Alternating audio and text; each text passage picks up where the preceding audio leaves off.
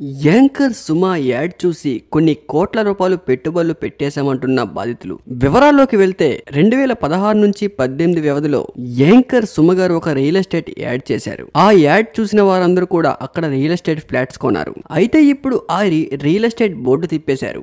ఇప్పుడు ఆ వివాదం కాస్త సుమ మెడకు చుట్టుకుంది.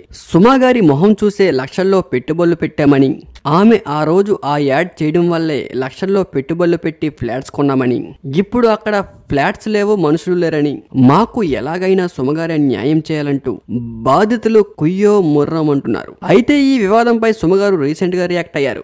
బాధితులు అందరికీ అండగా నేనుంటా, ఆ రియల్ ఎస్టేట్ సంస్థపై లీగల్ గా యాక్షన్ కూడా తీసుకుంటా, ఎవరు కూడా అధైర్యపడద్దు.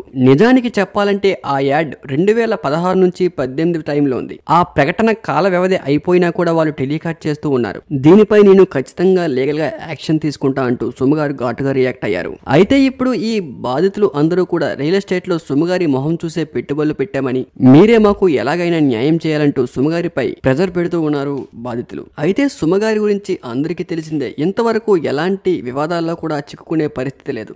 ఎందుకంటే సుమగారు వివాదాలకు సంబంధించిన పనులు ఎప్పుడూ చేయరు. ఆమె ఏదైనా ప్రాపర్ గా పర్ఫెక్ట్ గా ఉంటేనే చేస్తారు. కానీ అప్పుడప్పుడు ఇలాంటి వివాదాల్లో చిక్కుకోవడం అందరికీ కామన్. రీసెంట్ గా ఈ విషయంపై సుమగారు రియాక్ట్ అయి పెట్టుబడులు పెట్టిన బాధితులకి కొంచెం ధైర్యం ఇచ్చినట్లయింది.